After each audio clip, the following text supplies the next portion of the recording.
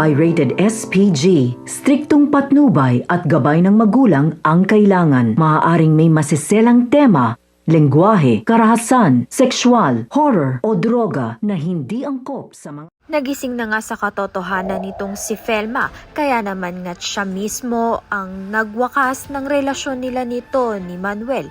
Hindi nga matanggap ni Manuel na hiniwalayan na nga siya nito ni Felma, ngunit kailangan nga nilang gawin dahil legal na ngang asawa ni Manuel itong si Hazel, at isa pa nga ay naisilang na nga ni Hazel ang anak nga nila. Buong akala pa nga nito ni Manuel ay siya ang ama ng anak ni Hazel, subalit hindi nga. Sa kabilang banda naman nga unti-unti ngang babangon itong si Felma at itataguyod niya nga mag-isa ang kanyang 3 anak.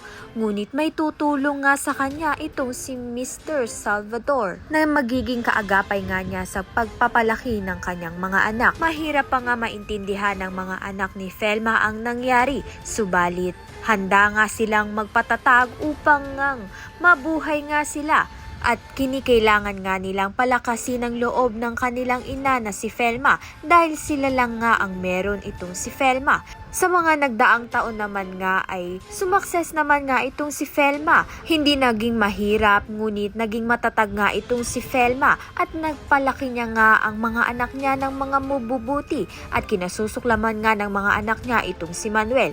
Kaya naman nga't yan at iba pa ang dapat nating pakaabangan. Maraming salamat sa iyong panonood.